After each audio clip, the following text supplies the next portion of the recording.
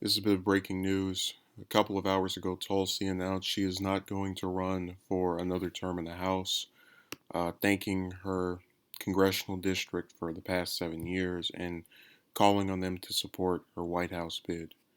And I'm going to try to briefly explain why this is a very horrible, awful, terrible development. Um, First of all, those of us who identify as progressives, right?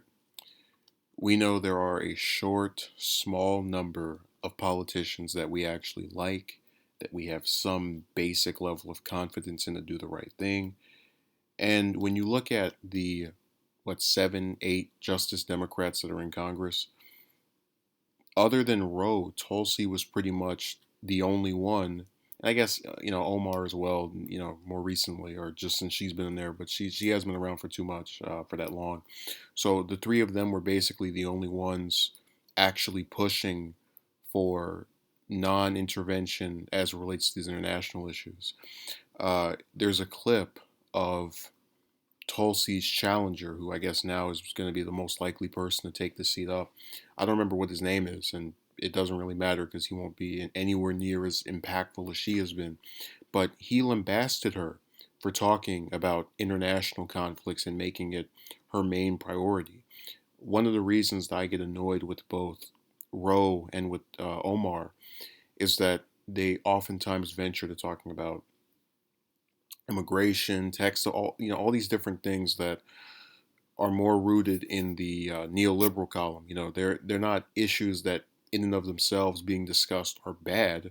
They're just spoken of so much by your run-of-the-mill average Democrat that they get kind of annoying to see be regurgitated by the people who are supposed to be, bringing issues to the forefront that we wouldn't get from your standard member of their party. On top of this, with all due respect, she's polling at what, three, four, five, and it's gone up. I have to give her credit for that.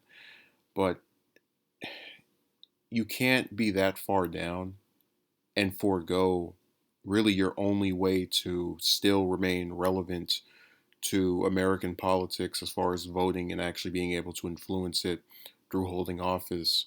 Your only surefire way to still be here, even in the event of losing this primary. So if you're someone like Warren or Sanders, which Sanders always have an easier job because usually they're, in that 6 year span, they don't have to worry about their term being the same year as a presidential election, so they can avoid that pitfall. The only person who has to worry about it right now out of the running ones is Booker, who I don't think we actually know. He's claiming he has a chance, but he doesn't. So she has basically forfeited any chance of being able to influence the events that are going to happen after this election. And her supporters will get mad at me. They'll say, "Oh my God, you're doubting her judgment, and you're saying she can't win." I'm not saying she can't win. I'm saying that it is very unlikely, based off of the polling, that she is going to suddenly, after months of being at a single digit in every state, just boost up and now be toe to toe with Biden and Sanders and Warren. I don't think it's going to happen.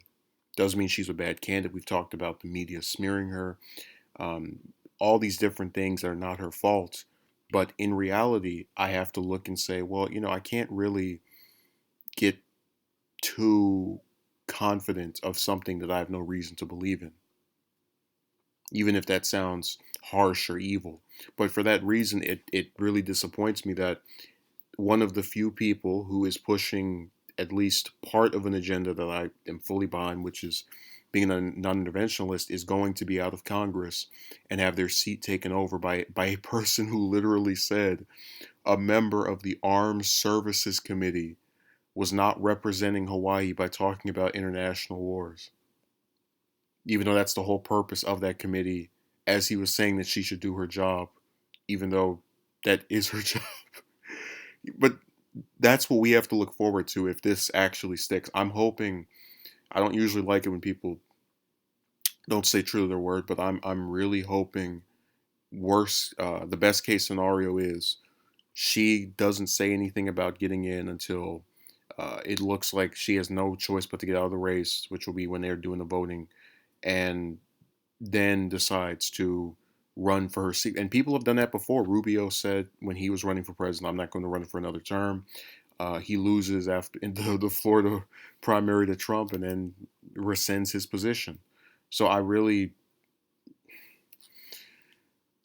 that is the best case scenario. This is awful.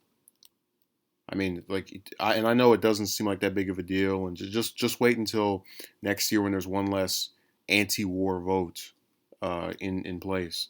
She'd been disappointing some of us with the waffling on single payer, but I mean, I'll take her over her seeming successor any day of the week. If you saw that clip of him that I did, horrible.